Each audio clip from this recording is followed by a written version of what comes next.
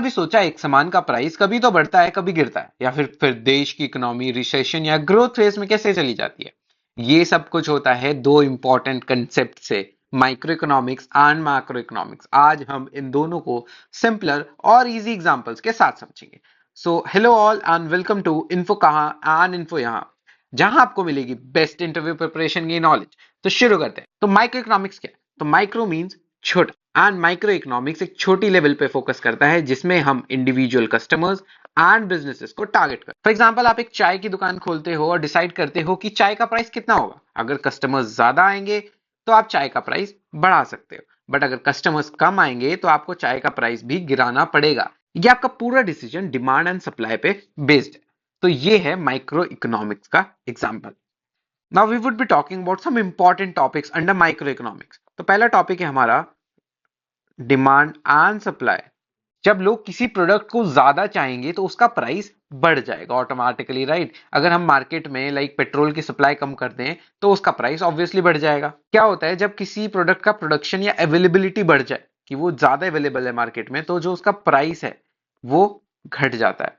जैसे अगर मार्केट में ज्यादा एप्पल्स आ जाएं तो उनका प्राइस ऑटोमेटिकली कम हो जाता है। Second is consumer behaviour. लोग अपने पैसे खर्च करते हैं, राइट? बट ये डिपेंड करता है उनकी इनकम, उनकी प्रेफरेंस और मार्केट के प्राइस। अगर फॉर एग्जांपल कोको कोला महंगा हो जाए तो लोग पेप्सी की तरफ शिफ्ट कर जाएंगे, राइट? तो ये है कंज्यूमर बिहेवियर। उसके बाद आता है हमारा मार्केट स्ट्रक्चर। तो इसमें आता है हमारा मोनोपोली, हो गया आपका मोनोपोली मार्केट, ओलिगोपोली, एंड या फिर आपका आता है परफेक्ट कंपटीशन। मोनोपोली हो गया कि जब एक ही कंपनी है जो किसी प्रोडक्ट को सप्लाई कर रही हो, ठीक है। उसके बाद आता है हमारा जैसे परफेक्ट कंपटीशन, तो जब मार्केट में मल्टीपल सेलर्स हो और प्राइस का कंपटीशन हो, लाइक सब्जी मंडी या स्टॉक मार्केट कह लो।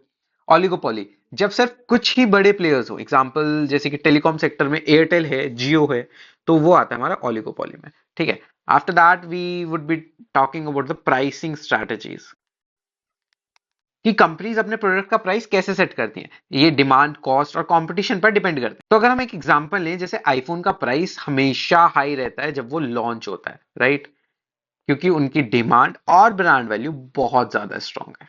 तो दिस इज प्राइसिंग स्ट्रैटेजी। अब हम बात करेंगे मैक्रो इकोनॉमिक्स की। तो मैक्रो का मतलब है बड़ा, ठीक है।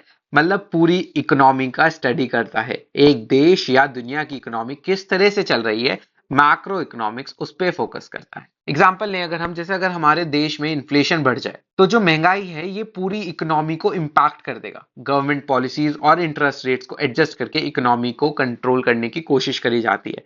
तो ये एग्जांपल है हमारा मैक्रो इकोनॉमिक्स का। Now, if we talk about some important topics under macroeconomics, the first is the GDP. ये एक देश का टोटल प्रोडक्शन और इनकम शो करता है। अगर जीडीपी बढ़ती है तो इसका मतलब है इकोनॉमी अच्छे लेवल पे ग्रो कर रही है, और अगर गिरती है तो इकोनॉमी नहीं अच्छे लेवल पे ग्रो कर रही है, एंड मतलब वो इकोनॉमी गिर रही है, ठीक है। The next topic is the inflation and deflation. So जब किसी देश में प्राइसेस कंटिन्यूअसली इंक्रीज होते रहते हैं तो उसमें इन्फ्लेशन होता है। अगर आज ब्रेड 40 की है और अगर अब एक साल बाद वो 50 की हो जाए तो वो इन्फ्लेशन की वजह से हो रही है। जब प्राइसेस कंटिन्यूअसली गिरने लगे तो उसको हम कहते हैं डिफ्लेशन। जैसे 2008 के फाइनेंशियल क्राइसिस में रियल एस्टेट के प्राइसेस काफी हद तक गिर गए, तो उसे हम कहेंगे डिफ्लेशन। उसके बाद आता है हमारे पास अनएम्प्लॉयमेंट रेट्स। तो इसमें आता है हमारे पास कितने लोग जॉबलेस हैं। अगर अनएम्प्लॉयमेंट बढ़ेगा तो इकोनॉमी जो है हमारी वो वीक हो जाएगी। अगर लोगों के पास जॉब है तो स्पेंडिंग बढ़ जाती है और इकोनॉमी भी डायरेक्टली ग्रो हो जाती है। उसके बाद आता है हमारा गवर्नमेंट पॉलिसीज। तो इसमें आता है कि गवर्नमेंट का क्या रोल आता है इकोनॉमी को कंट्रोल करने में। अगर इकोनॉमी स्लो डाउन में हो तो गवर्नमेंट टैक्स कम कर सकती है या पब्लिक स्पेंडिंग बढ़ा सकती है। तो जिससे क्या होगा, इकोनॉमी में ज्यादा पैसे आएंगे और हमारी इकोनॉमी बेटर हो पाएगी। अब आपको क्लियर हो गया होगा कि माइक्रो इकोनॉमिक्स और मैक्रो इकोनॉमिक्स में क्या डिफरेंस है। अगर ये वीडियो हेल्पफुल लगी हो तो लाइक करो, सब्सक्राइब करो इन्फो कहाँ इन्फो यहाँ को, और नीचे कमेंट्स में अपने डाउट्स लिखो। मिलते हैं अगली वीडियो।